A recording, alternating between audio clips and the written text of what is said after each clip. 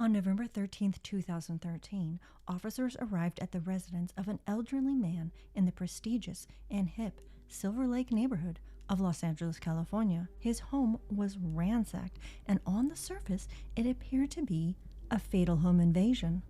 Who was this innocent victim, and was it a stranger who committed this crime? Or was it perhaps a monster the victim knew, who had staged the scene to look like a burglary?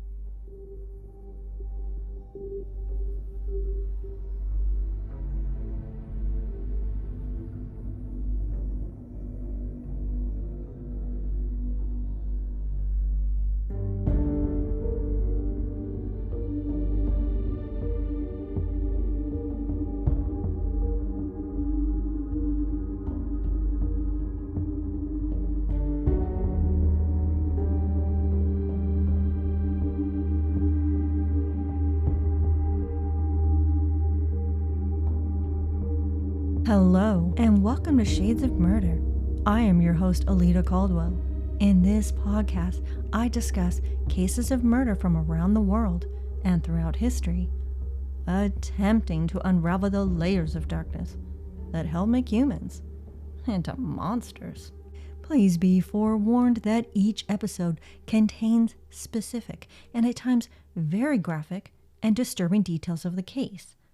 This show is not intended for all audiences, and listener discretion is strongly advised. In this episode, instead of analyzing the case through the various lenses of criminology and the justice system, as I frequently do, I sit down with the victim's son, Mike Gatto.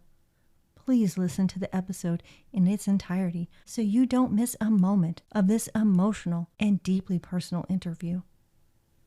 Silver Lake, California on the east side is one of the most expensive and trendiest neighborhoods in all of Los Angeles. Neighboring Hollywood to the west and slightly north of downtown, it's well known for its unique, hip, and very artistic appeal. Several celebrities have called the area their home, including actors Chris Pine and Ryan Gosling, and the musician Beck. The neighborhood is considered to be relatively safe, and certainly is in comparison to many other sections of Los Angeles. Its crime rate is 35% lower than the state average, and 28% lower than the national average, with more property crime than violent crimes occurring there. It was on the night of November 12th, 2013, within this beautiful and quiet community, that a shocking murder would take place, ripping away one of its beloved older citizens. When Mike Gatto received a call from his youngest sister on the evening of November 13th, 2013, her words just didn't make any sense to him. She said that she found their father slumped over at his desk, and he appeared to have a wound. He told her to call emergency services right away. At some point within the next few hours, he received confirmation that his father was dead, and it was believed that he had been murdered. It seemed impossible that he could be gone. 78-year-old Joseph Gatto was in many respects larger than life. He was extremely healthy and fit, especially for his age, and it was expected that he would live several more decades. Joseph Gatto, the father of Mike Gatto, one of the prominent and powerful figures in California politics at the time, was legendary in his own right. Born to a father who worked the coal mines and later steel mines in Pennsylvania during the Great Depression, Joseph Gatto had made it his mission in life that once he grew up, he and his family would never be without. He was the first person in his family to graduate from college, and he earned multiple master's degrees. Joseph Gatto was passionate about higher education and the arts. He helped establish the Los Angeles County High School for the Arts and was the founding dean and chairman of its visual arts department. While growing up, Mike Gatto didn't see his father very much, as he worked 3 jobs. Joseph Gatto would work his 9-to-5 teaching art classes and would briefly go home before heading to Dodger Stadium every single night, where he ran a food stand. Then every Saturday, he taught classes at a college of design. On Sunday, that was his one day of rest, and the family respected that, so they gave him his space and time to breathe. Not too long before his death, he was happily spending his retirement days in the lively, youthful, trend-setting neighborhood of Silver Lake, where the family had grown up. At last, Joseph Gatto had the time to breathe, relax, and pursue his own passion for the arts and create jewelry.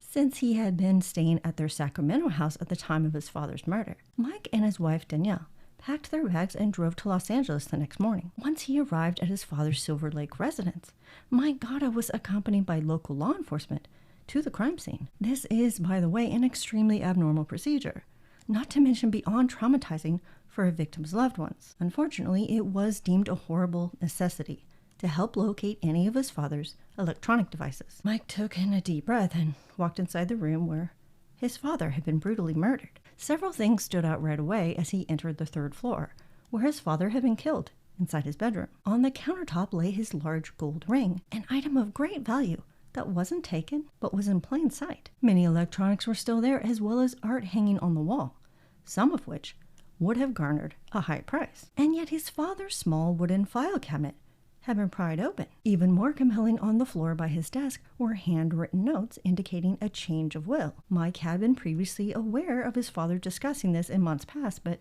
he hadn't given it much thought until that exact moment. A neighbor initially spread speculation that he was killed because of his valuable collection of icons. Icons are a type of painting on wood with origins in Greek Orthodox culture. They were first painted during the Byzantine Empire and later in the Russian Empire, which had given them the name frequently referred to as Russian icons. The art depicts religious scenes of the Christian faith, commonly a saint or the Virgin Mary, and they are often overlaid with silver or gold.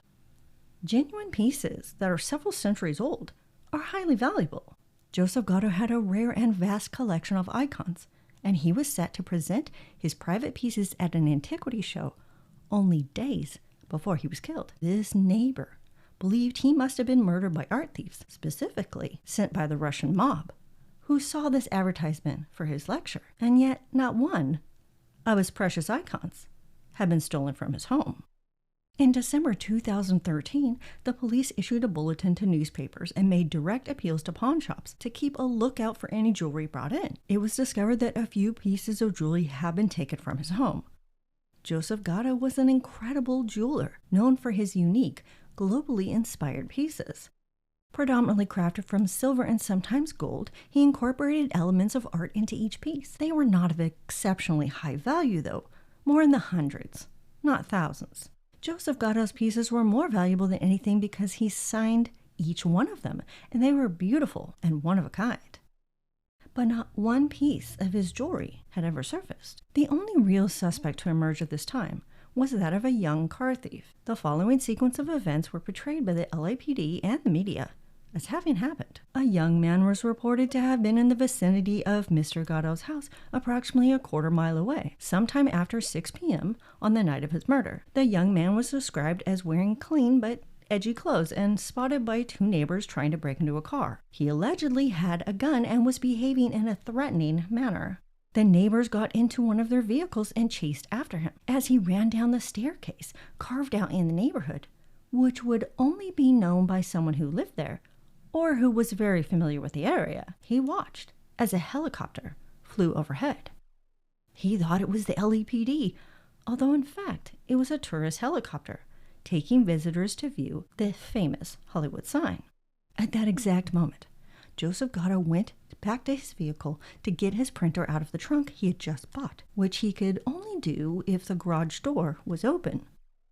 As he walked up the stairs with this heavy, awkward item, the young man snuck into the garage to hide. After about an hour had passed, the guy began to itch for a fix and went inside the home. He confronted Joseph Gatto there with the purpose of stealing from him, and in the chaos, shot him, most likely by accident. As he watched the elderly man slouch over at his desk, bleeding to death, the drug addict ransacked the place, attempting unsuccessfully to break into his safes with large garden shears and a fire poker. But instead, he opted to tear into his files, grabbed a few pieces of jewelry, maybe some cash, but not the credit cards from his wallet, and ran off into the night.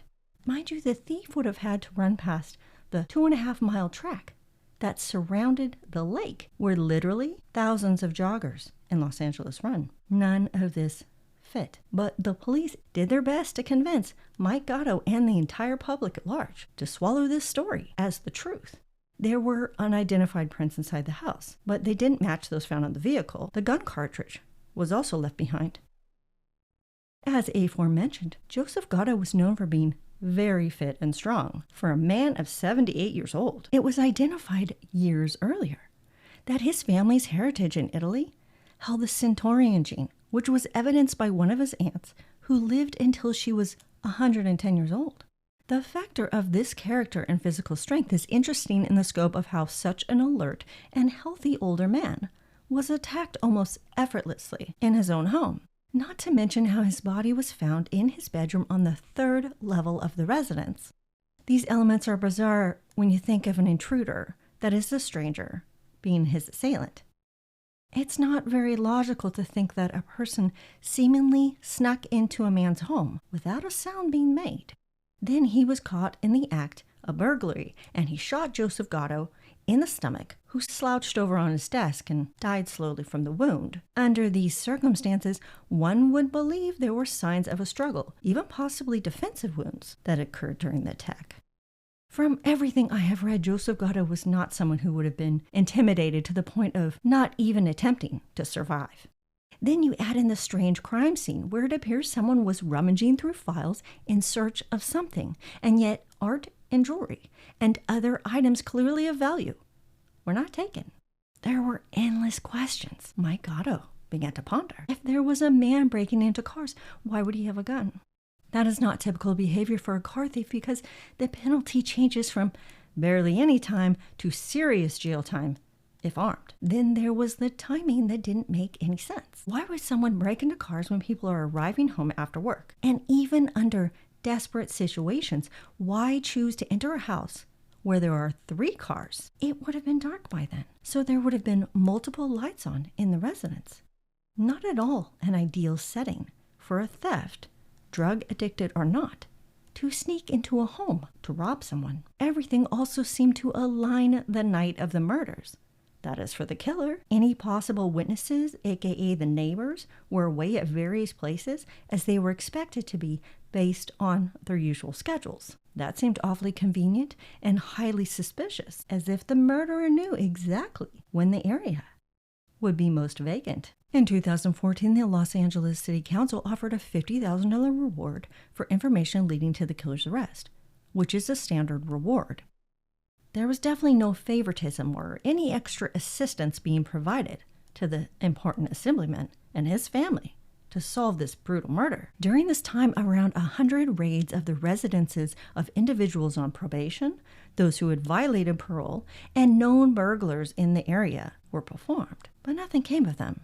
None of these people seemed to have any connection to the crime. It was at this same time that it was learned by Mike Gatto that the car thief, who allegedly had been armed with a gun, had only been witnessed by an 8-year-old boy. This made it much more likely that the car thief was simply just that, a young man attempting to rob vehicles in a well-to-do neighborhood, but not a brutal, merciless killer of an elderly man. In September 2014, Mike Gatto decided to talk directly to the 2 people who saw the car thief and chased him off.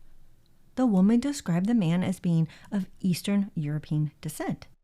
Specifically, she described him as being an Eastern European hitman. He was casual in his demeanor and didn't appear at all rushed. He didn't seem to be high or drugged out on anything. The 2 times Mike spoke to her, she recalled him saying 2 distinctly different things each time. She couldn't remember if he had said, "Do you want to die tonight?" or he said, "Take another step and it's the end." She also described him as dressing like a foreigner in a very nice way, but that he didn't have an accent. The woman also provided Mike with 2 slightly different time frames as to when she saw him that night. When she and the other neighbor drove off in their car to chase the suspect, the truck just so happened to block their way. She believed it had been a decoy. Then Mike spoke with the man who helped out in the chase. He described the man as being Armenian. The suspect was also described by him as being calm, not in any rush, and he didn't appear to be high on any drugs. And he never shouted anything. There was also a woman who was never identified, who passed the suspect running down the stairs, despite Mike Gatto's pleas. The woman never came forward. The neighbor who helped chase the suspect, her 8-year-old son, who also saw the suspect, said his description of the thief didn't match the neighbor's at all. He told the police sketch artist that he didn't see the man long enough or well enough to provide them with the description, and yet the police decided to sketch what the neighbors saw versus the neighbor's son. In November of that year, the Gatto family held a press conference asking the public to please come forward with any information regarding the murder. No one ever did. Familial DNA was also employed, but as of this recording, there have been no hits in the database. For those of you not clear about this distinct kind of DNA, it is based in California and looks for patterns of the Y chromosome that are specific to males in order to find a match. As an example, perhaps a cousin of the perpetrator is in the database, but nothing ever surfaced. In December 2014, the California Court of Appeals struck down a DNA law that had existed for the past 11 years. This law mandated that anyone arrested for a serious felony offense have their DNA taken and submitted into CODIS. The challenge to this law was centered around its violation of the search and seizure laws protected under the Fourth Amendment. This undoubtedly would severely and adversely impact countless victims of murder and rape, essentially eliminating hope that one day they receive news that a match was found. Such a drastic change in law catapulted Mike Gatto in the arena of both victims' rights and the preservation of DNA testing. What may once have been an issue of constitutional rights was now something deeply personal and profoundly impacting on his life. This law has since been reinstated, but unless the individual has been convicted of a felony, there are existing expungement laws that get rid of the DNA sample. 2 years passed since his father's murder, and Mike, along with his family and an extensive number of community members, held a vigil in the Silver Lake neighborhood. Holding candles, they walked the streets, singing one of his father's favorite Catholic songs. That fall, Mike Gatto regularly spoke with one of the main detectives on his father's case and learned some new things, one which was particularly hopeful. Several sets of unknown prints were collected from his father's house. Most of them had been partial, but they were going to be subjected to augmentation and advanced reconstruction to hopefully yield a match. But he was told that this meant the person who murdered his father was not someone already in the system. Whether for an arrest or someone who was undocumented, their prints had never been found at another crime scene, nor was it someone who had ever applied for a job with the government.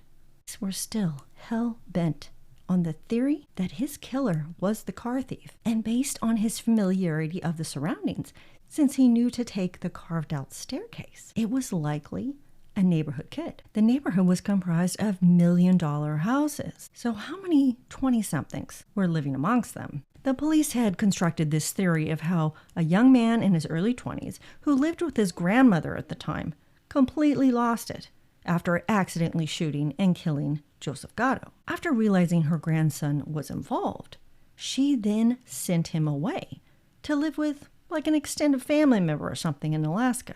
When Mike Gatto inquired as to if they had looked into the census of the neighborhood to view profiles that may narrow down a suspect within this theory of theirs, they never did.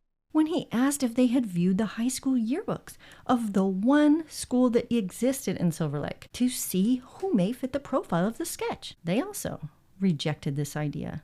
They insisted it would take far too much time and wouldn't yield any valid results. In November of 2015, Mike Gatto decided to pursue this idea on his own. He was hesitant, even nervous, to contact the principal regarding such a strange and morbid request, but unlike the police, he was more than happy to provide 5 years of yearbooks for Mike to scroll through. Mike ended up taking notes on who were the strongest possible candidates that the young man in the sketch could fit, and even Googled a few names to see if they fit into a gangster or criminal type of mold. The 2 eyewitnesses also gave their input. For several weeks, in addition to the many hats and roles he wore, Mike Gatto played amateur sleuth and delivered a concise report on his findings to the LAPD. Once again, they didn't invest their time in gathering additional information. It was highly unlikely that anyone even read, much less followed up with his file. In February 2016, a local paper called Los Feliz Ledger reported that only a few hours before Joseph Gatto was killed, Gatto's sister Nicole and her boyfriend got married. No family members had been in attendance, and no one had been aware of the event. In mid-2016, 2 tips and leads had come in. But then nothing. Mike Gatto was informed how the back door was unlocked when his father was discovered dead. This made sense as the perpetrator had gone to the garden to grab garden shears in an attempt to unsuccessfully pry open the safe. It was also learned that 30 different envelopes of jewelry had been opened. Then in mid-2017, it was reported that a young man was taken into custody for vehicle burglary near his father's home. It wouldn't have been important, except for the fact that the man's photo strongly resembled the sketch made of the auto thief. Since he had only been charged with a misdemeanor, though, DNA could not be collected. Mike Gatto hoped that the police would press him about any known auto theft ring or anything at all he had heard about the murder. But, once again, the police were more caught up with not wanting to do what someone else suggested, rather than ask the man questions that could have led to answers, or at least eliminate him as a potential suspect. The police did at last admit that the sketch of the possible murder suspect was not being given much credence. No one was talking. No one had snitched. No one had reoffended. They were left with nothing. Similar to many other victims of missing and murdered loved ones who get nowhere. With the police's help, Mike Gatto decided to hire a private investigator. Immediately, the climate began to change around the investigation. It was then learned that the police had not interviewed everyone in his neighborhood. They had only focused on the immediate neighbors within easy access. As it was revealed, someone not directly across the street heard something of significance. It was discovered by the private investigator that in the house behind the residence directly across the street from his father's home was a woman who heard a loud sound, like a firecracker, at 6:20 p.m. when his father would have returned from Costco that night and prior to the neighbor's interactions with the auto thief. When it happened, the woman hit her deck and crawled around for a few minutes, thinking there could be additional fire. Then she contacted one of her neighbors and asked if their adolescent child had set off a firecracker or even fired a gun. All of this new information seemed as if it should blow the investigation wide open into a brand new direction. The police gave the excuse that it didn't match up the known timeline as to when Joseph Gatto was on his computer. But just because someone was online doesn't mean it was the victim. Based on the evidence of what is known, it seemed obvious that someone was trying to find something amongst his father's belongings. It wasn't likely of value in a traditional sense either, because the perpetrator had dug through personal files. And now there was the possibility that someone else had been using his father's computer. It would later be revealed by the private investigator that the police had failed to check off what many would consider to be obvious tactics and strategies of a homicide investigation. From iMessages to who had copies of keys to his father's house to performing polygraphs on everyone from himself to the key vendor. And so all of this information was compiled and put together in a report and presented to the LAPD. They suggested that Mike Gatto be the first to come in for a polygraph. What followed can only be described as harassment, which bordered on illegal behavior by the detectives. He wasn't simply asked about his whereabouts or his relationship with his father. Mike Gatto was yelled at, berated, and forced to sit there while these so-called investigators skewered him for 2 hours. He left disgusted and with little faith left in law enforcement. Yet, unlike the LAPD, Mike Gatto remained respectful and tactful, and never once did he badmouth the police for their incompetent investigation, much less their bullying behavior toward him. He also never once used his own political power and influence to change the direction of the investigation. This conveys everything about his character, because most people, including myself, if they had the resources and connections he had, would have used them to affect the investigation. A few months later, there was some semblance of justice when the 2 detectives were removed from his case. Finally, in 2019, after these incompetent detectives were released from Mike Gatto's father's case, he received 2 new ones. Mike Gatto received 2 new ones. These homicide investigators were committed, compassionate, and viewed the case through fresh and much broader vision. They were finally doing what he had requested and hoped would be done on his father's case years before. The detectives actively collaborated with him, a genetic genealogist who had solved over 100 cases, and, maybe most importantly, were looking at the crime from all angles. The deputy district attorney was also working on expanding DNA testing. But then, the investigation hit yet another roadblock. Hope of finding a link to the perpetrator through DNA was not likely going to happen. It was confirmed that the sample was too fragmented and too small to yield any valuable results. Then, the great pandemic arrived and pretty much shut down any advancements in the case for a couple of years. In 2022, when Mike was finally permitted to have face-to-face meetings with the detectives on his case again, he learned of something very significant. A fact that no one had ever revealed. His father had gunshot residue on his hands and arms. What does this indicate? Well, one of 2 things this means. Either it indicates that the gun used in the homicide was Joseph Gatto's, and his perpetrator struggled with him successfully getting possession of the weapon, or his father had fought back. But this only led to more possible theories and scenarios, none which neatly fit. And this is where the investigation sits today.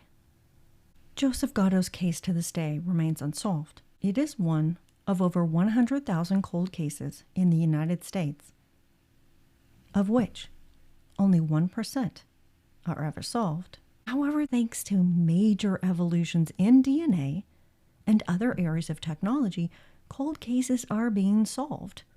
The oldest case ever solved in the United States was cold for over 50 years. There are also breaks in cases from people confessing on their deathbeds or others that just finally want to speak the truth. The question remains, was Joseph Gatto's death an unplanned homicide that occurred during a home invasion? Or was it carefully staged by someone he knew to appear as one? In lieu of a deep dive and analysis of very elements of this case, I have a very special guest with me today. First of all, is it Mike Gatto or Gatto? That's right. We say Mike Gatto, and I, as I always said when I was in the legislature, as long as you're not calling me a jerk, I'm okay with it. Okay, so it is Mike Gatto. Mike Gatto, Joseph Gatto's son, is here to discuss the case and how his father's murder has profoundly affected his life. Welcome to Shades of Murder, Mike. Thank you so much for you having reaching me. out to me and wanting to be on my little show. I was going to say, I believe that podcasts are the greatest form of democratized entertainment and information. And in many cases, they're doing better work than the networks. And so for families of unsolved murder victims, we are deeply into the true crime genre. And we know that the assistance that you provide in getting our stories out is extremely valuable. Oh, I appreciate hearing that so much. A lot of times true crime shows are perceived as only being sensationalist. And with my show, and as you have acknowledged, I really try to put a focus on the educational elements, whether it's from a criminological point of view or a victim's point of view. I try to enlighten in some small way. So that means a lot to hear. Thank you. Of course. Let me first extend my sincerest condolences to you and your family for the loss of your father. For those listeners who may not be familiar with you, you are a former California Assemblyman who served the state of California between 2010 and 2016. In your own words, why were you drawn into politics? I was drawn into politics because I was tired of waking up in the morning and reading the newspaper and saying, someone's got to do better. Someone's got to do better than those folks in the Capitol. And then at some point, I realized that maybe that someone was me. It's one thing to criticize government from the outside, and then it's another thing to give up your life and become part of government. And at some point I challenged myself to do the latter. And I really liked having my hands on the wheel. I really liked the feeling that I could wake up any given day and make a difference in the lives of 40 million Californians. That's amazing. Well, you make me proud to be a natural Californian, so to speak, or native Californian. Before your career in politics, you practiced law at Los Angeles' oldest and most distinguished law firm. You also served as congressional chief of staff and worked in administration under 3 different mayors. Today, you're a managing partner at business law firm Actium, I believe? That's right. So needless to say, you are impressive and a highly accomplished individual. But today, the focus is on your father and your quest for truth and justice. You wrote a book called Noir by Necessity, How My Father's Unsolved Murder Took Me to Dark Places, which describes in raw, captivating detail the many, many emotions, processes, and experiences you have endured since finding out that your father was killed.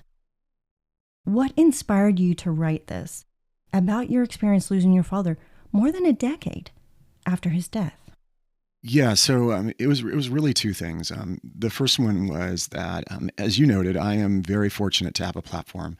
I have a big following on Twitter, now called X. I'm on TV, national TV, 2-3 times a week. And, Wow. I can get the attention of newspapers if I want. But, in California, between 40 and 50% of murders go unsolved.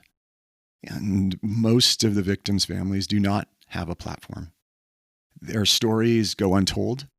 The families toil for justice in silence, and nobody covers their family's case. And I got to meet so many families like that over the time that my dad's case has stretched that, I just wanted to draw some attention to the experience for people who are not familiar with what it's like, and obviously God forbid that anybody out there ever goes through this, but I wanted to give people just a little bit of a window into what it's like for all the murder victims and bring attention to their case. And then the second thing is, we live in a world where a lot of these cases are being solved by, sort of amateur sleuths and people who are devotees to the true crime genre.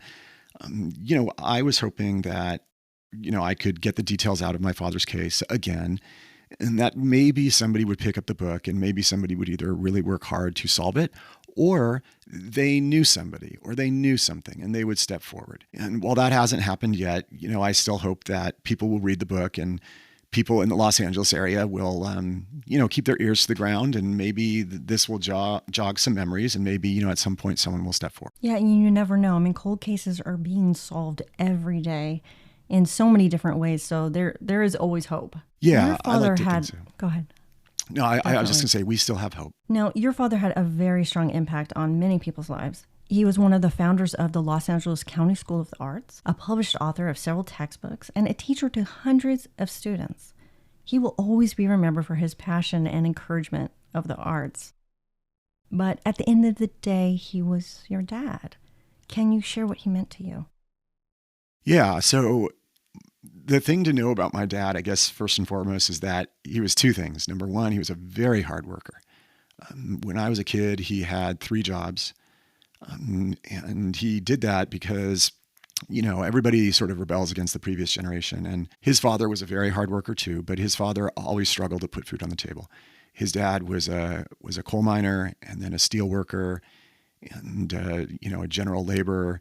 And, the family grew up very poor. So my dad was determined not to do that for us. So he worked 3 jobs and just a tremendous hard worker.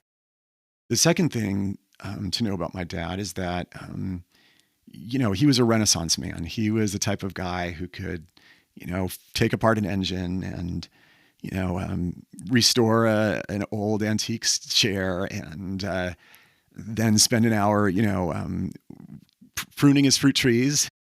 Yeah. And then write a book. I mean, I'm not sure that they make guys like that anymore. I mean, he knew so much. His breadth of knowledge was so varied, and I think that is a tremendous value in a world like we live in right now. Yeah, he sounds like he was such a fascinating man, and like you said, really just kind of a jack of all trades, so to speak. He had his hands kind of in everything, and he could do almost anything. Yeah, that is absolutely right. Now, how did your father's murder change the trajectory of your career? Did it impact your priorities as a politician in any way? Yeah, so it changed my career a number of ways. I mean, the first way was that, I think it derailed my political career for a while there. And to some degree, it still has. This was like, it obviously turned our lives upside down. And I think for a while, I was probably obsessed with the case. For the first 6 months after something like that, you're not even really sleeping, much less working at full capacity. Look, I still worked my butt off to be the best legislator, the best provider of constituent services, everything like that. But I recognize that this was something that's certainly filled a lot of my time. And then the second thing is there's a part of me that would like this case to be solved before I return to politics. It feels like just a gaping hole or an open wound. It just feels like it's unfinished business, and it would be very nice to have some resolution there and have some closure before I return to politics. I don't know if that's going to happen. I mean, politics is a calling. I might come back at some point sooner rather than later, but something like this really, I guess the best way to describe it is, of course, nobody ever plans for anything like this, and it just makes your life go down a path that you never expected. Yeah, exactly. Just like as you described in the novel, I mean, it took you in so many different directions, emotionally, psychologically, everything. Now, if you're right with it, I would like to return to the moment your sister called you the night your father died. Now, when you first received the phone call about your father, it was your sister who said she found him slouched over at his desk and she couldn't tell exactly, but she thought he might have a wound and he was cold to the touch. Now, you, of course, told her to immediately call 911. We all know that people respond in different ways to stressful situations, so this is not to place any blame or suspicion upon her. But it wasn't a typical response. Or was it? Did you find that strange, or was that something that she would do was kind of reach out to you for advice? Yeah, hard to know, right? So I should stress I have two sisters, and there's the older one that there's some detail in the book about some of her biography and things like that, and then I have a younger one, and it was the younger sister who discovered my dad's body and called me the night of his murder. I frankly don't know if she called someone else before. It's totally possible that she called somebody else, possibly the police. I don't know, but I think she just freaked out, and I think that I just remember when I expressed disbelief because my dad was in such good health. None of us credibly thought that he would have just had a sudden heart attack or anything like that because he was just in great health, right? And so I just remember telling her, like, "Are you sure he's dead?" And she's like, "Well, his body's cold, right?" And so I can kind of understand why she wouldn't call an ambulance if that was something that she could see and feel. But that whole night was surreal. I mean, the whole night was surreal because, we had so little information and it came in bits and pieces over the course of the evening. Yeah, it must have just felt like you said, just so surreal, just kind of in a dreamscape at that point. Now, as mentioned in the case, the police walked you into an active crime scene, which I was under the impression was completely against protocol for multiple reasons. Not only is it unnecessarily traumatic for a loved one, but it also jeopardizes evidence through, possible contamination. Now, do you feel? Did you feel pressured to go, or did you want to go? Oh, I wanted to go. So the events unfolded this way, and I kind of the book is laid out where I'm learning things, where the audience learns things in the order that I did. So, but I'm gonna kind of skip around and give people the timeline. So my father was killed on November 12, 2013, 11/12/13.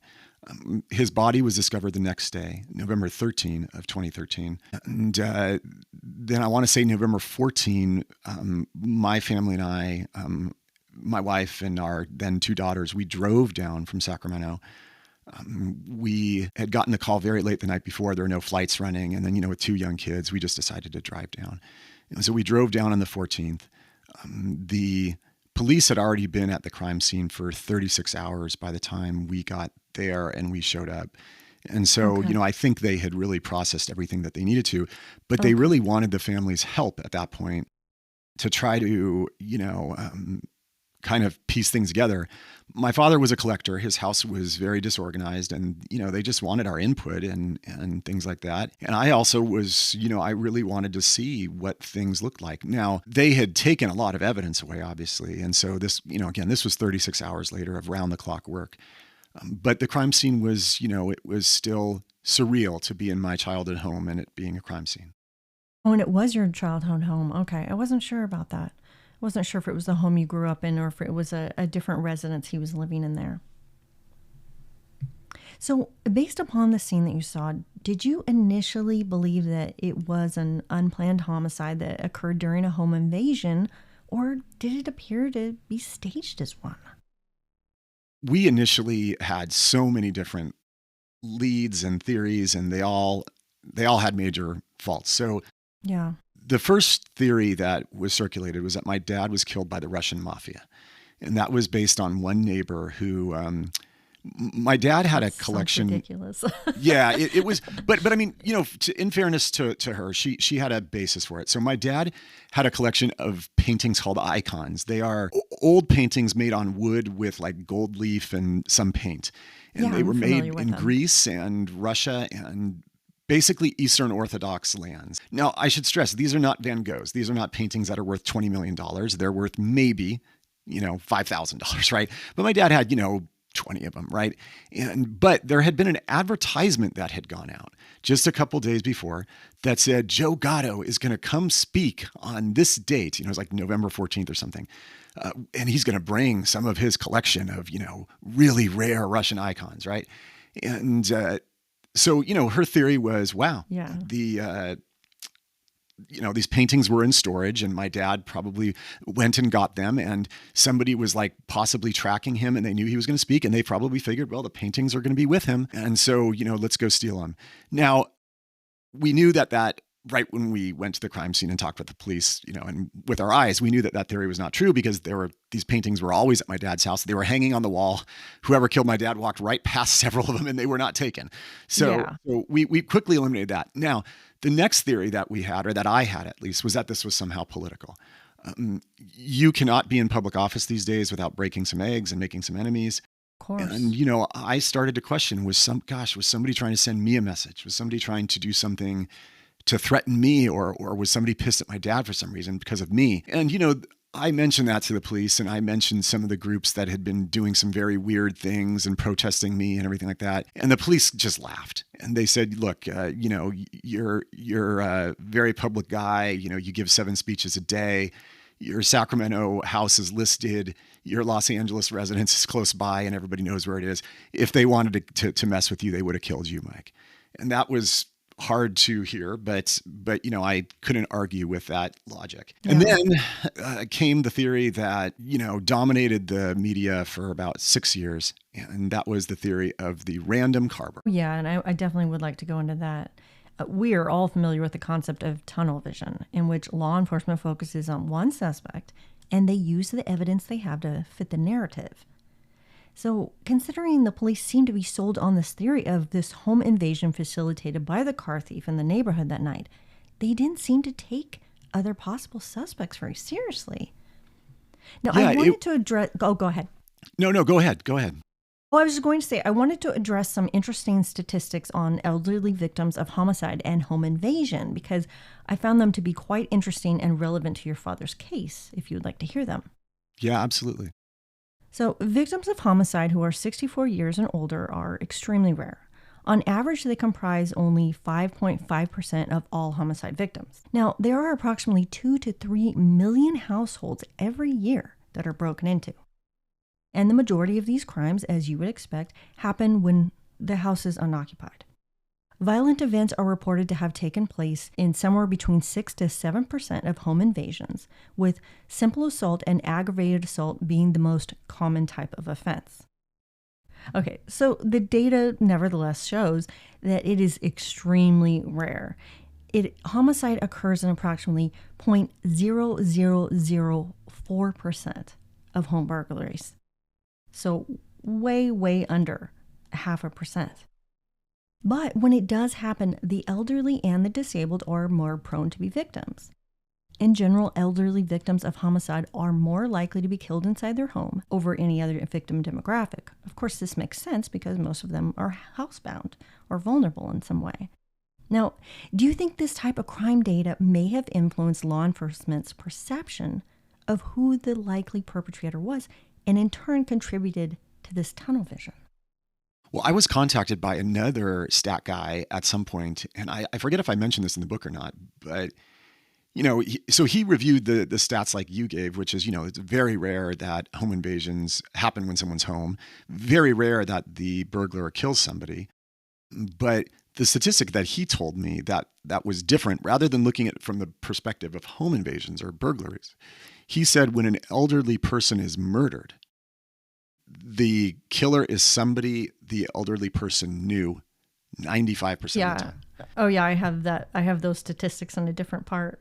Yeah. And so that to me was chilling because, we started a minute ago to talk about the dominant theory and the tunnel vision. And as one of the police officers said, well, when there's a horse running through the neighborhood, I don't go looking for no unicorn. And it's like, okay, well, great. But we should talk about this theory that came out next. So there was a woman in the neighborhood coming home from karate with her son right around 6:00 on the 12th of November. And she drove on her street and she found a young man who was breaking into a car. And kind of weird, right? I mean, it's the time that everyone's at home at dinner, coming home from school, coming home from work. Very weird to have a guy Very breaking brazen. into a car. That's for sure. That Very hour, right? brazen. Yeah. And so she said like, hey, what are you doing? And then she like called for a male neighbor and he came out too. And they kind of confronted this guy and he ran away. Now, allegedly when he ran away, he said something like, follow me and die or something like that. Or, do you want to die tonight? Like, then keep messing with me. But they did chase him. They did chase him. He ran down a walk street. It's a little, pedestrian only street that is in the Silver Lake neighborhood where my dad lived. And they drove around sort of like a hairpin to confront him at the bottom of the walk street. And at that moment, her son, who's very young, I forget if he was 6 or 7 or 8, but he told the police later that he saw the guy brandish a gun. Could they make out his face? Not really. They put out a sketch, but the sketch could look like literally anybody. Yeah. Any young man, right? It's not a great sketch. Then, my dad was killed roughly an hour and a half later, they think. This quickly became the dominant theory. The mother sent an email to some friends and it got forwarded to the media and everybody started focusing on this. Now, I'll tell you like what would have had to happen for this theory to come into play. So first of all, the police, I said, well, give me a profile of this guy. Give me a profile. They said, okay, well, he's a young guy, high on drugs, looking at his fix. So he's breaking into cars. And I'm immediately thinking, with a gun?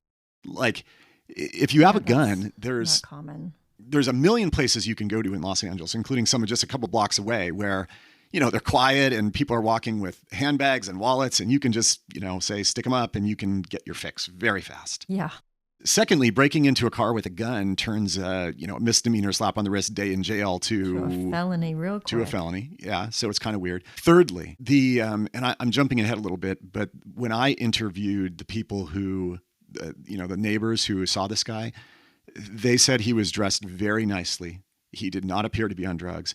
And they said he looked like an Eastern European hitman. That's what they said. And but anyway, to continue with the theory, when the cops, I said, give me a profile. They said, well, he's fleeing down these people. Right-handed people tend to turn right, so let's assume he's right-handed. Then he ran towards your dad's street, and he assumed that it was an alley. My dad's street was very small. He goes down your dad's street thinking he can get some shelter from the people chasing him. And right at that moment, there was a tour helicopter dispatched to go to the Hollywood sign. My dad lived fairly close to the Hollywood sign. Yeah. And he thought it was a police helicopter. So he said, my gosh, I got to get inside somewhere. And right at that exact moment, your dad had bought a printer at Costco that night. We saw him on security video. We found the receipts. So he came down to get the printer. And, to your dad's bad luck, he could not get the printer out from the side of his, from his car, from the doors. He had to get it out from the hatchback in the back. So he had to open the garage door again. And right at that moment, as your dad's walking the printer in, this guy happened to be right there by your dad's garage door. And without your dad noticing, he ducked in the garage. That explains why there's no forced entry, no signs of forced entry at your dad's home. And then your dad went upstairs and set up the printer. This is the police again telling me this stuff. And we know that, he was trying to set up the printer because it was on the floor. And, we think he was on his website tweaking a few things because there's activity at 7:37 p.m.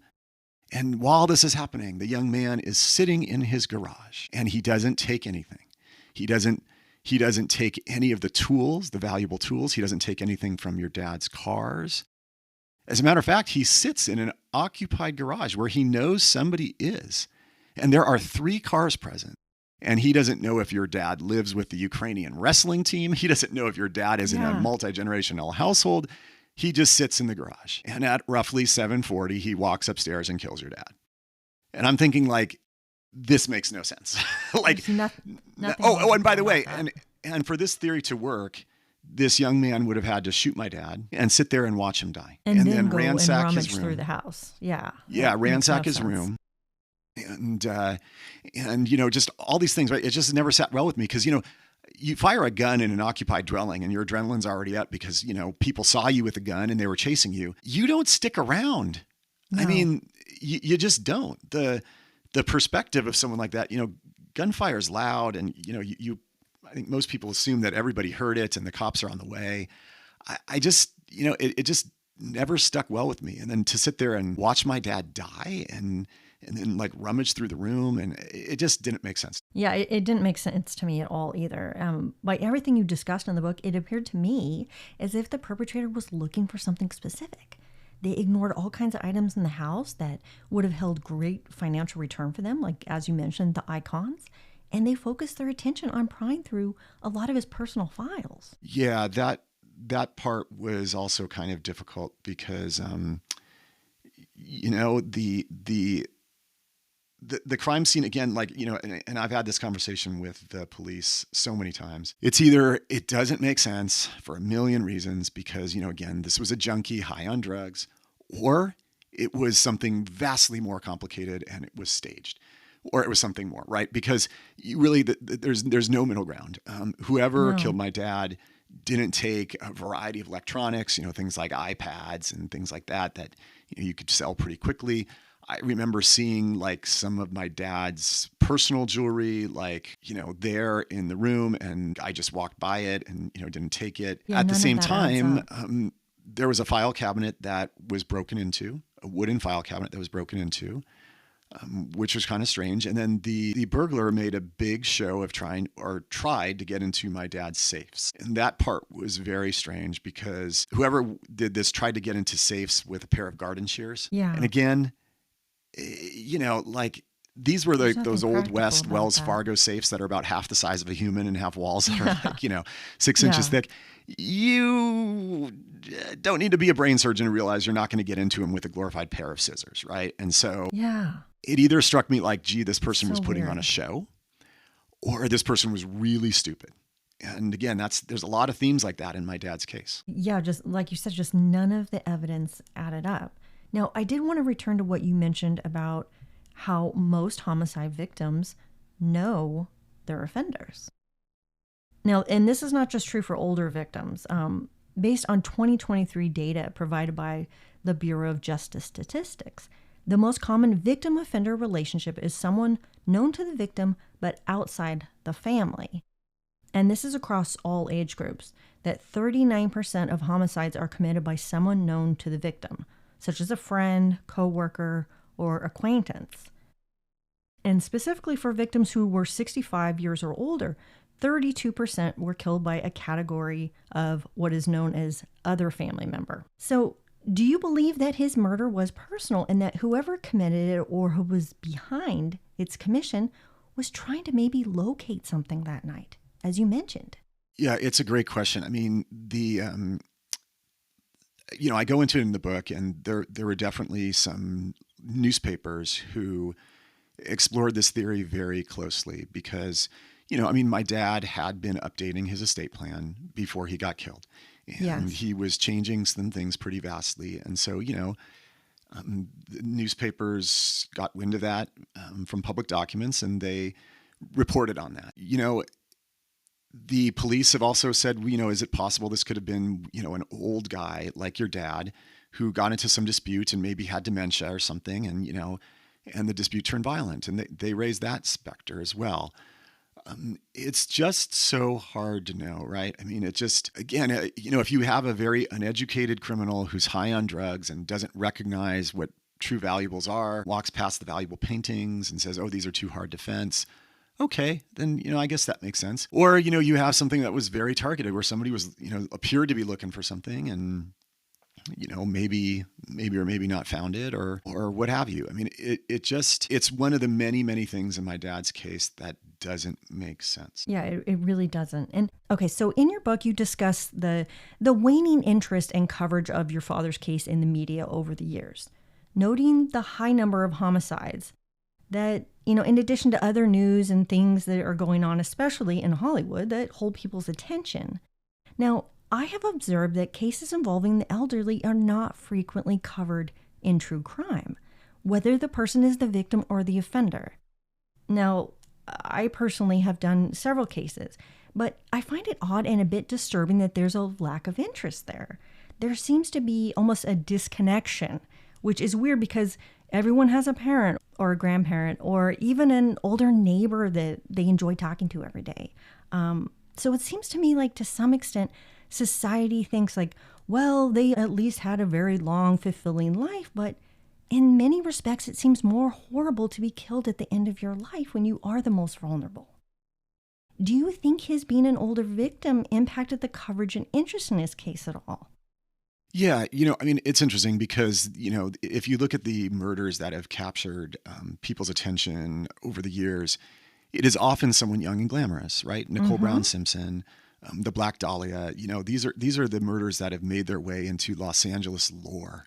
Even some of the Manson family victims, of course, were young and beautiful, and the Manson killers were young and beautiful in many cases. And so, yeah, there's a, just like the media, prefers to cover, the exploits of younger stars and starlets than older ones, then I definitely think there's something to that, but I also like to think that in this case, people know that my dad was, he was a good guy. He was a pillar of the community. And he was somebody that, as you said, it just, whenever you take somebody's life like that and whenever, it's that sudden, it's just so hard on the family, right? Because I think, if you talked with the average elderly person, they would say, I know that my time's going to come at some point, and God forbid I'll get cancer at some point. But that'll give me, a 2 or 3 year period to say my goodbyes and get my affairs in order and tell my kids everything I always wanted to tell them. And, if you talk to an adult child, they would say, look, I know my parents are going to go at some point, but I have a list of things I want to ask them, and I'm going to make sure that they get to spend time with their grandchildren and all that stuff, right? And anytime you kill anybody, right, you rob them of experiences in life. And I am just very sad that my kids got robbed of a doting grandparent. My dad was a terrific grandparent. He was probably a better grandfather than a father in many ways. Cause he wasn't working. Right. So I was going to say, cause he had the time and energy. So he just was, so one. doting and stuff. And so it just, it's something that I'm very sad about to this day. I am so sorry for that. I got emotional myself reading your book several times. I really felt your loss. Thank you. Now, in your book, you describe the lack of answers in this case sets off this domino effect of psychological and emotional effects on you. Trauma and loss affects us all in unique ways, but just as you're saying, when you lose your loved one to a homicide, or really any sudden death, but especially something that remains unanswered, how do you deal with that kind of tragedy in your day-to-day existence? I mean, how that affects your personal interactions with others? Well, so it's tough, right? I mean, there's a period of grieving, and I never wanted to, be somebody who's perpetually grieving, even though obviously anytime you lose somebody too early, it's a big hole. And I also tried to, like I said, think about all the other people out there who have gone through something like this and try to understand how they got through it and try to help them. That being said, there were a few things about my dad's case that I think, were a little bit unique. The police their theory, when I asked them for the profile, they thought that the young man was somebody who lived in the neighborhood. And they based that on the fact that he knew where there's this really tiny walk street that he fled down that kind of looks like someone's own house staircase. Yeah, I actually looked that up. Yeah. And so their theory was like, well, he knew these little obscure paths in the neighborhood. He probably was from the neighborhood. Now, mind you, my Los Angeles home was not far away from that. And so, this thought that the person who killed my dad could be walking among us. Well, I mean, person still not caught. So in theory could be walking somewhere in the United States among us. But the thought that this person could be in the neighborhood that was kind of chilling to me. Like, I could be going to the grocery store with my kids and, that my dad's killer could be anybody there. Right. And that to me was just surreal. And, it's Los Angeles is a very big city and, it's entirely possible that whoever did this is long gone, but that thought was very odd and very hard to process for a long time. Yeah. Again, things just don't add up. Now, you speak openly in the book about the very hostile and dismissive treatment that you received by the LAPD. They often treated you and your invested interest in your father's murder like it was a burden to them. And this is a prime example of how, many people in society, in particular loved ones of victims, they feel disregarded and neglected by law enforcement. Now, many people probably assume that given your status in the California government, especially at the time, you may have been given high priority or even special treatment, but you were given anything but. It almost felt as if they were resentful towards you for being more successful and influential than they are. Did it feel as if the detectives were projecting their own feelings towards you and possibly your politics? Yeah, in one word, yes. And thank you for asking this. So I want to stress, and I'll start by saying that I know that the LAPD is like any other big organization. It's like the Army, it's like the federal government, whatever you want to say, where there's some very, very, very good people. Sure. And then there's some bad apples. Mm-hmm. And there's people who are very, very, very hardworking. And then there's some people who are, kind of just dialing it in and waiting to retire. I know that the team on my dad's case right now is terrific. And I know that the team that was assigned for the first day was terrific because when I talked with them, I could see the exhaustion in their eyes and I could see how they had been up for like 24 hours working on the case and gathering every piece of evidence, everything like that. But, as I went into the book, the team that got assigned, the detectives who got assigned to my dad's case from like, the few days after through, many years, for whatever reason, just, did not give me a very, very good experience. And, I based that on a couple things. First of all, after I toured the crime scene and I had been up for like, long time myself, I'd driven down from Sacramento. Of course. Dealt with, mode. The grief in my nuclear family, and nonstop media attention and just being mobbed when I got there. I can only imagine. And they sat me down and gave me a political lecture. And it was like, well, this is, wow. Number one, I'm not your target audience. Like I've been very, very, I would supportive? Say, informed voter during the legislature on criminal justice. Yeah. So like, give this lecture to someone else. Secondly, like so this is not the time. No. It's just not the time. And I thought that was so very inappropriate. And that was like strike one. And then strike two was, maybe a week later, they got my dad's call logs and they were like, God, he called a lot his, they didn't know this, but they called a lot his first cousin, who's this elderly lady who has a fairly unique Italian last name. They're like, well, they called this lady a lot. Like, who is that? I'm like, oh, it's his first cousin. And, she's 80 something years old. She's now 97. And then one of the detectives piped up, well, that's a really unique last name. And like, are you related to blah, blah, blah with that last name? And I said, yeah, that's my second cousin, my dad's second cousin once removed. And the guy's like, oh, he's just such a, and went on an expletive riddled tirade. I can't repeat this in a podcast, what he said. And I'm thinking like, okay, well, like, I'm like, well, how do you know him? He's like, oh, we went to high school together. How many years ago? It's like, 35, 40 years ago. Yeah. And he's on this rant about something my cousin did at age 16. And I'm thinking like, my cousin's 50 something now. Like, I mean, wow. Like it was so strange to do, like, that was just the most bizarre thing in the world. Like, and remember, this is my second cousin. It's not me. It's not, it's not my brother.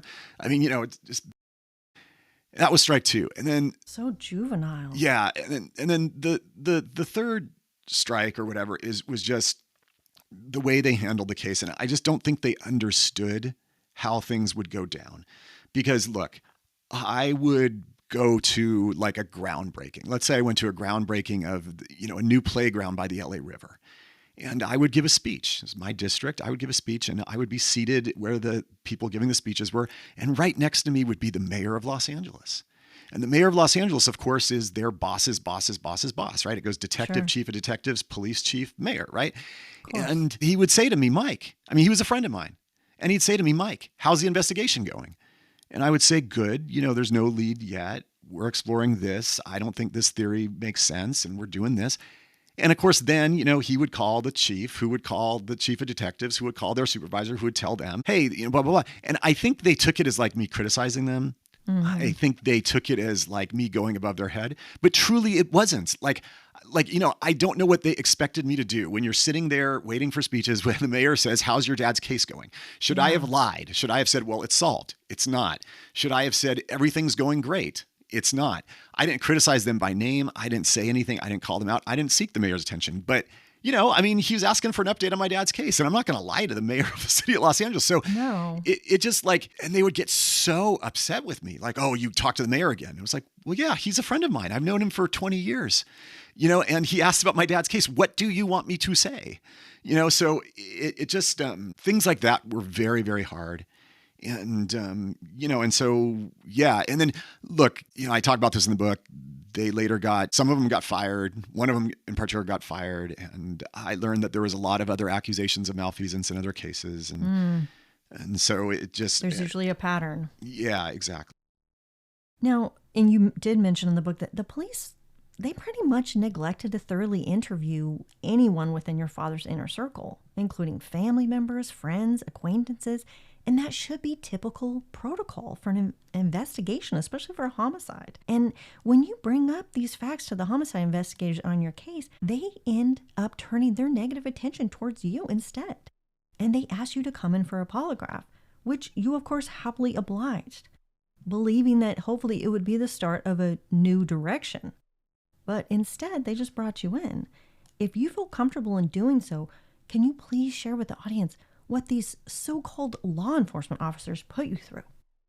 Yeah, that was probably the most surreal experience of the case and one of the most surreal experiences of my life. So I bet. The context was that I got a little bit upset because I hired a private investigator. Mm-hmm. And the private investigator did the gumshoe, shoe leather work that is vanishing from modern policing, right? Modern policing suffers from something called CSI effect. And that's where both the public, right, the public and the detectives expect there to be like some technological thing, like, oh, there was DNA, or like the suspect's cell phone pinged a satellite and we've pinned their location, and and everything's tied up in a bow in an hour due to technology, CSI effect, right?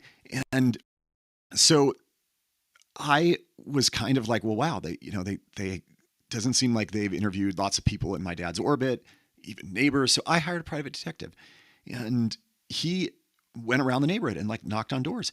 And we found that there was a woman who lived, she lived maybe 100 feet from my dad, maybe 50 feet from my dad. It was like his cross the street's neighbor, if that makes sense. And, she told the private detective adamantly that she had heard a gunshot during a time that just did not fit with the timeline. And I called her, after he gave me the interview notes, and I called her myself, and I was like, I was skeptical. How are you sure that this happened at this time?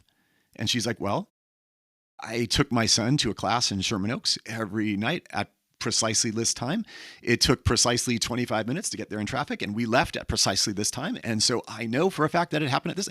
And I was like, wow, okay, I'm very impressed. then I was like, well, how do you know it was a gunshot? And she's like, Mr. Gatto, I ducked and covered, and I refused to get up off the floor of my house, and I was dressed in nice clothes.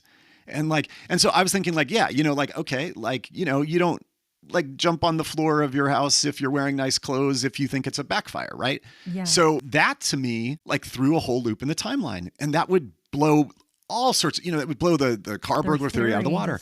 Yep. And so I was angry. I was really angry that the police hadn't talked to this woman. And so I sent them an email where I was like, why haven't you interviewed everybody? Why haven't you polygraphed the people in his circle? Why haven't you done all these things? And they wrote back and they're like, basically like, oh, all right. Like, you want polygraphs? Why don't you start? And I was like, sure. No problem. No problem. Like, as long as this leads to you doing this with everybody else, I volunteer. Where do you want me to show up? So, I showed up to the place where they administer them, and, it's all voluntary, right? You can come or go as you want. You can stay, you can leave. I think there's a part of me that was just curious, like, what is this like, and what are they going to do? But I mean, they basically yelled at me for like an hour and a half, 2 hours. And they came at me with some really crazy theories, which I believe is, that's how they test polygraphs, right? Is like, they said, I don't know. They said, well, That is it seemed possible pretty that this was one of your friends who came to your dad for a campaign contribution and your dad didn't give one? And I'm thinking like, wow, like I have $2 million in my campaign bank account. I guarantee none of my friends would have gone to my dad for a campaign contribution and to shake him down. Yeah, like it was like it was so absurd. It was really a surreal experience. Wow. But it wasn't too long after that the detectives were reassigned, and I think it's because the word got out in the department, and somebody said, "You did what? This guy asked you some questions about like, have you talked with a neighbor who heard a gunshot, and you polygraphed him?" Like I think they. I think there was a shakeup in the department because of the way they comported themselves. And I think that was strike 5. And I'm very, very grateful to have a new team on the case. Yeah, I did want to mention it was funny because literally the night before I finished reading your book and was reading about this, in particular, the woman that heard the gunshot, I was literally thinking to myself, now, if his father had been shot, someone in the neighborhood must have heard the gun. And then it was like, well, there you go. Yeah. It's just absolutely despicable the way that they treated you. And I'm so glad that someone finally acknowledged that their behavior was completely unacceptable. Yeah, thank you. Now, I was curious, were you ever assigned a victim advocate at any point by the department, or were the LAPD not involved in doing anything like that at the time? No, it's interesting because there really is there's a whole group of support that's baked in our system where, there are grief counselors who can come on the site and they can help you with the grief. There are victims advocates. We have a thing in California called Marcy's Law, which is ability of victims to make statements at various times in the case. And it feels like none of that really ever happened. I mean, there's also this tiny pot of money, like, to help victims with funeral expenses. I do think they sent us like a check for like $2,000 or something, which was kind of interesting, but none of the other stuff happened. But I also think, they knew that my family was, that we had resources available to us. And so I'm okay with those going to other people, I guess is how I would put it. Well, of course, but from a support point of view, that's really terrible that they didn't have a victim advocate assigned to you and your family. Yeah. Now, if you were still an assemblyman in California, what kind of legislation would you author or promote to help change the way victims and their loved ones are treated? Great question. So I have a long list of things that I would do. And it's interesting because when I was still in office, there was a proposed change in the DNA laws, and I won't get into great detail, but I ran legislation to try to preserve the DNA laws because, I think could be critical in solving my dad's case. And that was an emotional roller coaster and a really crazy experience. We also had, they say that you should never let your personal experiences cloud your political or your governmental judgment. And I tried to follow that, but it's also hard not to notice what could be done better when, yourself, a family member was a crime victim. I think, generally speaking, the law does not do a good job with some very, very giant issues. I don't think our prison system has a good way of truly discerning whether somebody is rehabilitated. And for those That's people for sure. who, made a mistake as a kid, and they're serving a big sentence for something that they have grown out of, and they've repented and they've changed. I think we don't do a good job in reintegrating that person back into society. At the same time, I also think there's a lot of people who do really, really bad things like murder and rape, and we don't do a good enough job of finding them, catching them, and then making sure that they don't get out on bail prematurely, making sure that they, serve as their sentence. And so, the criminal justice system is very, very imperfect, but for me, I would be curious into somehow drilling down, why is it that the closure rate, the number of murders that are solved has gone down in the era of DNA? How is that possible? I know. And, what could we do to give the departments the mandates and the resources to solve more of those cases? That would be what I would focus on. Well, and like you mentioned, the CSI affects so many people, including investigators now, are so dependent upon finding that technical thing, whether it's, like you said, the cell phone or actual DNA, and they neglect those instincts and those basic protocols and basic strategies and tactics of investigating. Yeah, and that's what's just so frustrating, right? I think, like, if you could imagine someone running a piece of legislation right now to help cold cases, probably the immediate thing they would do is say, well, let's give departments more money to like rerun the crime victims' clothes from 1960s through a DNA thing, and okay, well, that's great. That's more CSI effect. It's more technology, and that's great. It would probably solve some cases, right? And sometimes it does, but yeah, but a lot of times and that's wonderful, right? Yeah, of course. But you also, like, how do you change the culture, or how do you mandate a change in the culture, right? How do you make it that departments do the gumshoe work and the all that stuff? And I don't have an answer to that. I really don't. But it doesn't mean that we can't think about it and try. Absolutely. Now, speaking of rehabilitation, I did want to bring up, you spoke at the state prison with serious offenders and shared your story. I would love to hear about that experience. Yeah, I was reached out to by a group that sends speakers into prison to talk to the people who are, I guess, 90% rehabilitated. So these are people who, might have committed a crime at like age 20, and they're now 40, and they've served 20 years. And in many cases, they've gotten a college degree in prison. They've found God. Some of them have written books. Some of them, are very close to going out. And this group called me and they said, listen, I know this is super awkward, and I know you are in no mood to talk to convicts. And I know that you've been pretty tough on crime, but would you come and talk to this group? And I thought about it long and hard, and I said, my God, could I get through this? And I said yes. And so I drove to this prison. It was, again, talk about surreal experiences that it's like I never thought I'd be doing this, right? Yeah. But drive to this prison, go in there, and then I'm talking in a classroom with a group of about 20 guys who have been in prison for a long, long time.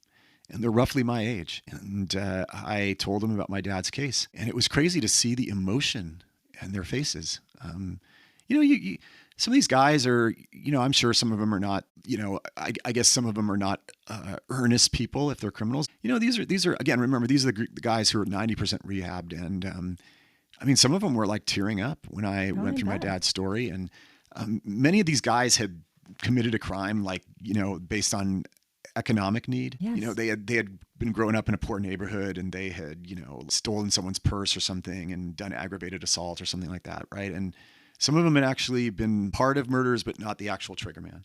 And some of them were like, man, I don't know why anybody would do this like that to your dad. And they were just in disbelief at, when I told them also how some of the weird things about the crime. And so, yeah, it was interesting. And one of them actually stayed in contact with me. He sent me a copy of his book. And wow. He was somebody that I particularly felt a little bit bad for. He was a Vietnamese immigrant who grew up in a bad neighborhood and was, just continually picked on. And I think one night somebody got into a fight and they said to him, will you come with us, to go get revenge on this guy, to go kick his butt? And it was a group of like 5 guys. And I want to say he wasn't even driving the car, but he was like in the car. But then the guy who confronted the guy killed him. And as you know, so it's like felony murder. The laws are that, anybody who's part of the venture is essentially part of that murder.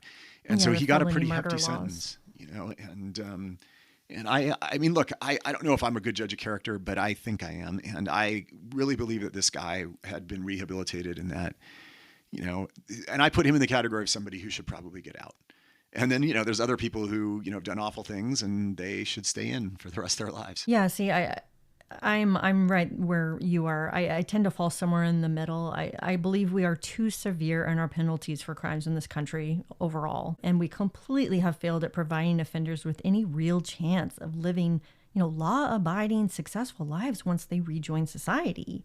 But as you said, there's always exceptions to the rule, whether it's serial offenders or violent crimes or people that have just not made any steps towards rehabilitation or progressing themselves on a personal or spiritual level. While we wait for the truth to surface and for justice for your father to be found, Joseph Gatto has been honored in many different ways. Your father was an inspiration to many people in the greater Los Angeles community. The stretch of highway by the Los Angeles Art School was named in his honor. To acknowledge your father's legacy to the arts, you funded a scholarship in his name.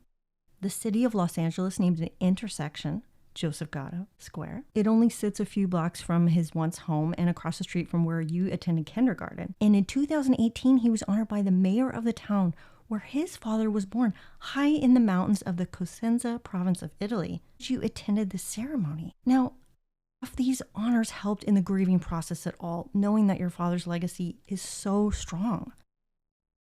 They have it to me, like, it was so touching to have the city and, these various cities, various jurisdictions honor my dad because, in many ways, he was one of these people that he wasn't, he had written books and stuff, but he wasn't famous. He was just somebody who showed up and did good. He never missed a day of school in 47 years. Wow. I want to stress that. That's amazing. He was a teacher, never missed a day of school in 47 years of teaching. During the last years that he taught, Incredible. He was working for free. He could have retired at that point at 100% pension and gotten another job where he would have doubled his salary. But he kept working literally for free. I mean, there's nothing, and I remember his neighbors giving him grief for that. Like, what are you doing? He was just, and he affected so many people's lives. But I'll tell you, the biggest legacy for my dad is my daughter, Eliana. She was the only one of my children who got to know him. And she, when he was killed, her and I were very, very, very close. And I had to travel a lot for my job in the legislature, and she would miss me terribly. But when she had my dad around, it was like, oh, here's this guy who reminds me of my dad and looks like my dad, except, he's older and big difference, he knows how to do art because I stink at art, right? And so, he taught her how to paint and, he did all these things. And I, look in her eyes a lot and I know that she feels the wound. But at the same time, she's a terrific artist and she cares very much about the case getting solved. And so I like to think that, his biggest legacy is his grandchildren. So, that's something that is better than any sign on any highway, any place. Thank you for sharing that. I can't imagine. I did want to ask you, what is the best communication source or resources for people to reach out, whether it's to you or directly to the investigators on the case? If anyone out there has any kind of information that could help lead to the truth? Thank you for asking that. So I am still as accessible as I was when I was in office. People can go to mikegatto.com, as long as they spell my name right, Gatto. They go to mikegatto.com and they can email me if they have information. You can also Google the LAPD's We Tip hotline or Crime Tip hotline, but things tend to get lost that way. If you get me the tip, I will make sure it gets to the detectives. You can also contact them directly. We do like to think that somebody might know something. Let's say it was this car burglar, this young man who lived in the neighborhood, right?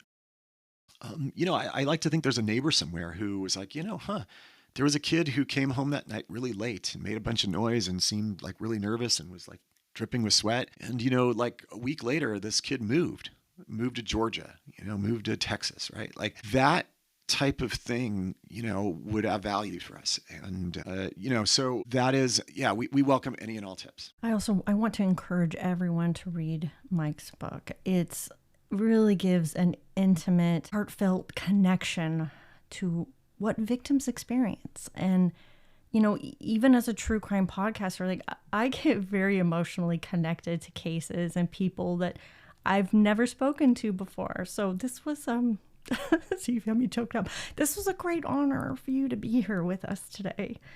It was such an honor to talk with you. Your questions were terrific. And thank you so much. I really, really appreciate all you do. Well, thank you for sharing your heartbreaking story with me and my audience.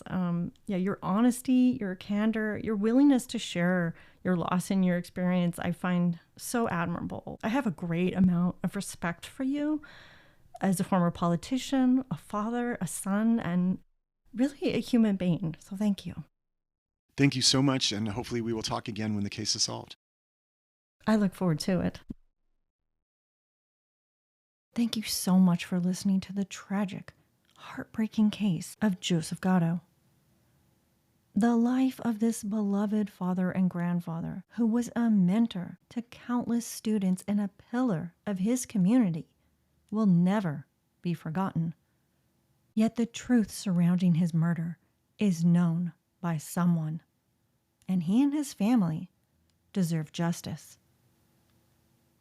If you enjoy the show and would like to support it, please follow, rate, review, and share on your platform of choice. Each and every one of you and your input truly matters. Thank you so much. Until next time, stay safe and watch out for shades of murder happening in the streets, next door, especially inside your own home. Shades of Murder is created, researched, written, and edited by Alita Caldwell. Original music Stranger, composed by Stereo Code.